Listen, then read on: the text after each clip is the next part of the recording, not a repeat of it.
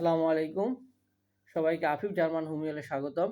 বন্ধুরা, আজকে আমরা যে মেডিসিন সম্পর্কে আলোচনা করব, যে মেডিসিনের যে রোগগুলো সম্পর্কে আলোচনা করব সেটি হচ্ছে শিশুর কান পাকা।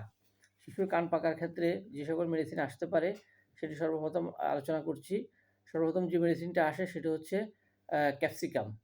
শিশুর কান থেকে রক্ত ও পুঁজ নিঃসরণে ক্যাপসিকাম একটি চমৎকার ওষুধ। এরপর আরেকটি মেডিসিন আসতে পারে, সেটি হচ্ছে টেলোরিয়াম।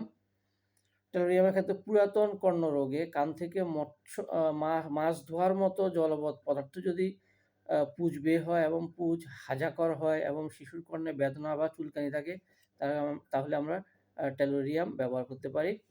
এরপর শিশুর কান পাকাতে আরেকটি মেডিসিন হচ্ছে গ্রাফাইটিস। আঠার ন্যায় গাঢ় চটচটে অতি দুর্গন্ধময় রক্তাক্ত পুস্খরণ এবং কানে যদি ব্যথাও থাকে, তাহলে আমরা গ্রাফাইটিস মেডিসিনটি ব্যবহার করতে পারি। আরেকটি মেডিসিন আসে মাঝে মাঝে, সেটা হচ্ছে ক্যালকিরিয়া ফ্লোর। লক্ষণ অনুযায়ী যদি ক্যালকিরিয়া ফ্লোর আসে, তাহলে আমরা ক্যালকিরিয়া ফ্লোর ব্যবহার করতে পারি।